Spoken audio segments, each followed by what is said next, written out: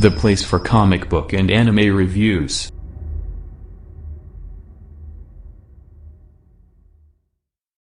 Campbell 12 YouTube channel, place for all your comic book and anime reviews. And this is my kind of a topic video on the Umbrella Academy, and I want to talk about, is the Umbrella Academy more like the Batfamily, or is it more like the X-Men school of gifted youngsters? So first I want to say that all of the Umbrella Academy is, for the most part, a pretty original premise. There are a lot of aspects of Umbrella Academy that don't take from either one of the Batman or the X-Men at all. That each of his characters are very interesting and very much their own characters because they're very very different. Um, in a lot of ways, and it's those differences that really help to create form the shows themselves and make them more interesting and make them more dynamic. Um, but even despite that, there are a lot of aspects of each of the shows that you can very much see the similarities in both each of these concepts. So because of that, I went ahead and made a list um, talking about both aspects of Umbrella Academy. So let's get into it. So the most obvious differences that the Umbrella Academy had with both the Bat Family and the X Men. Um, that is the fact that the Umbrella Academy members all have powers, unlike the Bat Family. Like each one of them has a different ability. They all have a different superpower, and that is very much known to be something that X Men have. The Bat Family don't have any powers. They have to fight with their own punches and fists by themselves. They don't have any abilities that they can use. They're just very brutal, and they have to stick with that brutality a lot of the times. But that's just a thing that Black Hammer does have in it. And what characters also have power. They also are very brutal. They are more willing to go hit that line and go a little bit darker, towards those darker paths. They are very much willing to kill. Something that really the X Men have done before, like Wolverine is mainly known as a massive killer, but they're not always known for being able to kill because Red Xavier teaches them differently than that. Speaking of Professor Xavier, the father figure of the Umbrella Academy isn't really like Professor Xavier at all. He's not that kind-hearted man that we see in the X Men a lot of the times. He's not trying to make peace between the enemy of the Umbrella Academy who hate them or disagrees with them. He very much is very cold and callous. A lot like Batman is, a lot like Bruce Wayne can be a lot of the times, being very cold and callous and angry and bitter. Um, they also have a butler as well. It's a monkey butler, but it's a butler. The X Men don't really have a butler at all. So that is kind of a small aspect that's different, but it is still an aspect that I think is worth noting. Also, I mean, a lot of the kids and it's kind of true for the X Men too, in a lot of ways, but it's really more put forth in Umbrella Academy that they make a big deal to say that these kids were adopted, pretty much. It's a much bigger deal because the family aspect of Umbrella Academy is such a big part of the show in a lot of ways. And that's really big in the Bat family too. Like they're a family. The Batman family is just that they're a family. They stick together through thick and thin.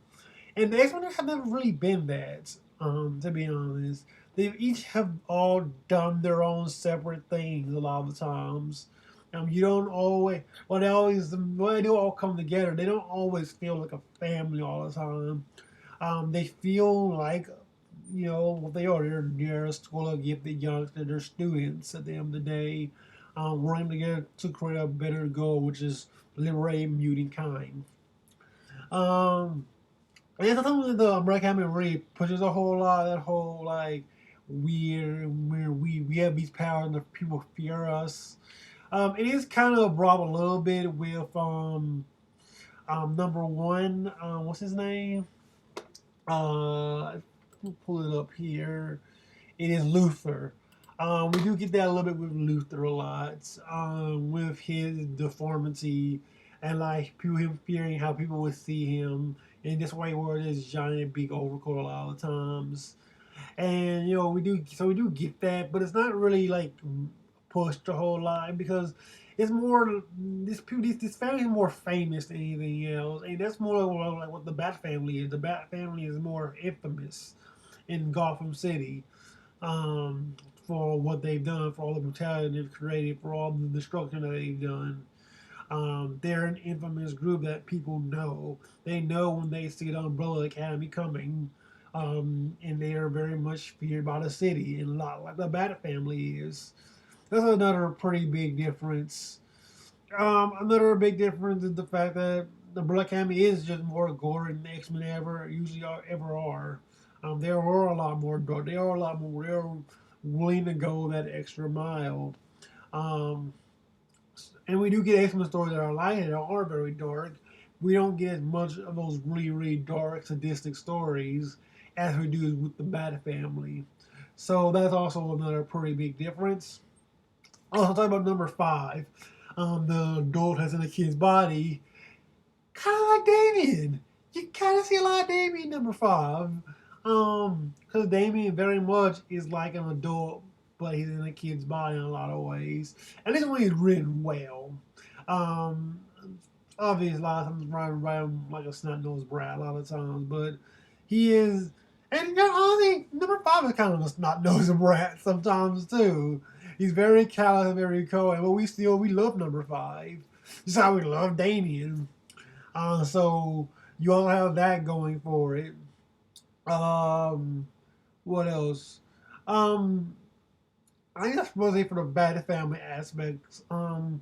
It is still an academy, it's still a school, so because of that, that does push it over to the X Men corner in a lot of ways. It does push it more into like being an X Men book because it is a school. It's not really like um, I found this called Umbrella Academy for a reason, but I mean, they don't focus a lot on the school aspects of it, so it that really count for the X Men in a lot of ways. What does definitely count is Vanya, because Vanya is Jean Grey, y'all. She's Jean Grey in a lot of ways. You can see a lot of Jean Grey inside of Vanya, especially near the end when she basically goes Dark Phoenix. At the end of the series, like does with her white violin power, like she's blowing away people with this violin, like shooting away things, and it's very much like Dark Phoenix. So Vanya definitely is very much a Jean Grey allegory in a lot of ways. Um, Although some would also could argue, she's kind of like Jubilee in some ways too, especially at the beginning. But I think Jean Grey is much more what she's trying to be. Um, yeah, see, going back to Luthor with his whole deformity thing, his deformity also makes him. He also comes out a lot more like Cyclops, especially when being the leader. And Cyclops is always the leader of the X Men most of the time, anyway. And he had that weird love relationship with another member of the X Men, and Cyclops was Jean Grey, but in this show, it is her sister Allison who has a big connection to Vanya in a lot of ways, and Luther and Allison are very close to each other, and they have that type of bond with each other that is very romantic in a lot of ways, very similar to the relationship between Cyclops and Jean Grey and the X Men. So that's also another aspect of it. And romance just being a big part of the Umbrella Academy, and it's never been a big part of the Bat family or the Batman mythos. Obviously, you get Batman and Catwoman, obviously, but and you get Tim. I guess you get Tim Drake and Stephanie. So I guess there are some aspects of romance that do kind of pop up in it, but not really the same way as it's done here in Umbrella Academy. Um, so yeah, that is pretty much like kind of like Um, the whole difference between the Bat Family and the X-Men and Umbrella Academy and those like similarities they both have with each other. Um, Based on my list, it's pretty even across the board with what it's close to. I think in the end, Batman did win, does win out. It's 7-6, but there might be aspects that I've missed. That thing that like I kind of like skipped over that. Or could be another thing that they're closer to the X-Men, or could be another thing that's closer to the Bat Family.